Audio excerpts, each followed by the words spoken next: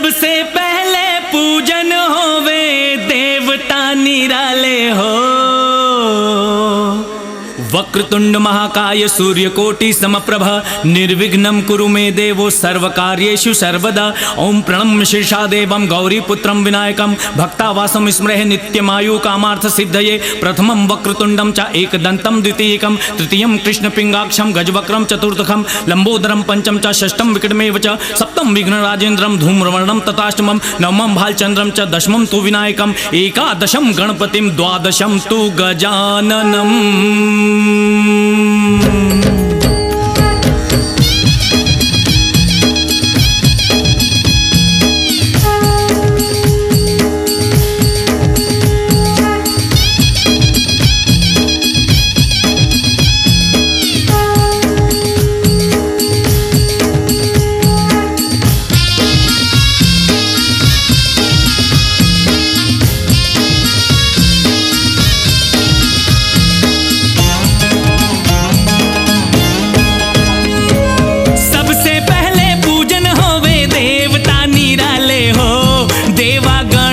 तुम तो बड़े भोले भाले हो, देवा गणेश तुम तो बड़े भोले भाले हो।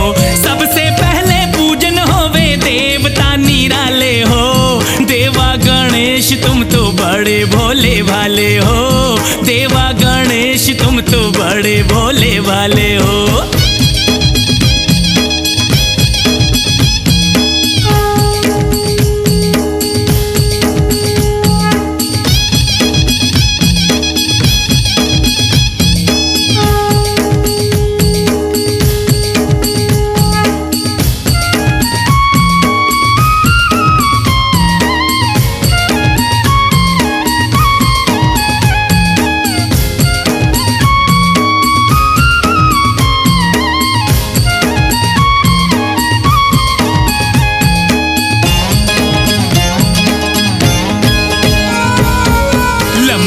सुंदर सुंदर गज मुख वाले हो, लंबोदर सुंदर सुंदर गज मुख वाले हो, लंबोदर सुंदर सुंदर गज मुख वाले हो, लंबोदर सुंदर सुंदर गज मुख वाले हो, लंबोदर सुंदर सुंदर गज मुख वाले हो।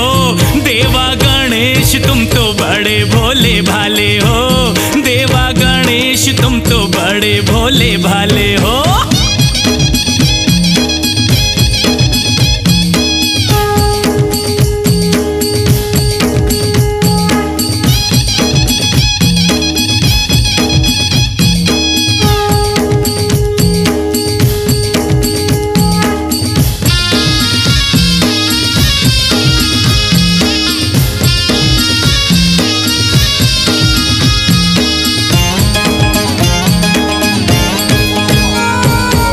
सिंदूरी चोला सोहे लड्डू खाने वाले हो, सिंदूरी चोला सोहे लड्डू खाने वाले हो, सिंदूरी चोला सोहे लड्डू खाने वाले हो, सिंदूरी चोला सोहे लड्डू खाने वाले हो, सिंदूरी चोला सोहे लड्डू खाने वाले हो। देवा गणेश तुम तो बड़े भोले भाले हो, देवा गणेश तुम तो बड़े भोले भाले हो।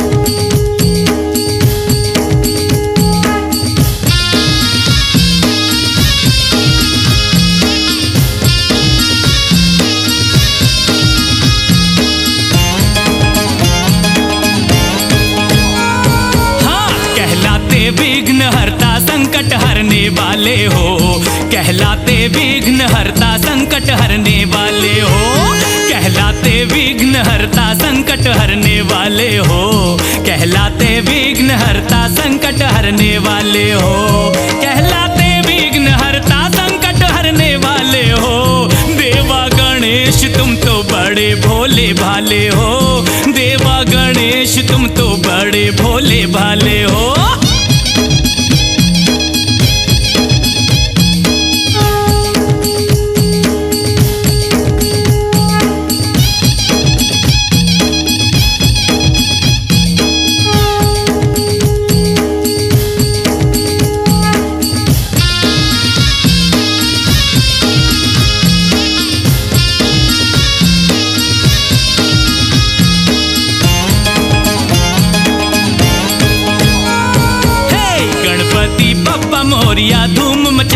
वाले हो।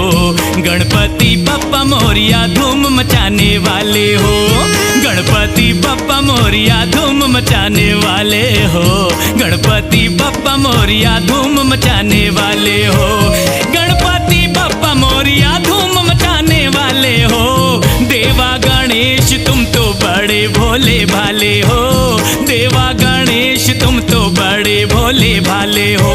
सबसे पहले पूजन होवे देवता निराले हो।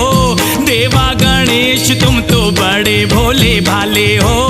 देवा गणेश तुम तो बड़े भोले भाले हो। सबसे पहले पूजन होवे देवता निराले हो। देवा गणेश तुम तो बड़े भोले भाले हो। देवा गणेश तुम तो बड़े भोले भाले हो।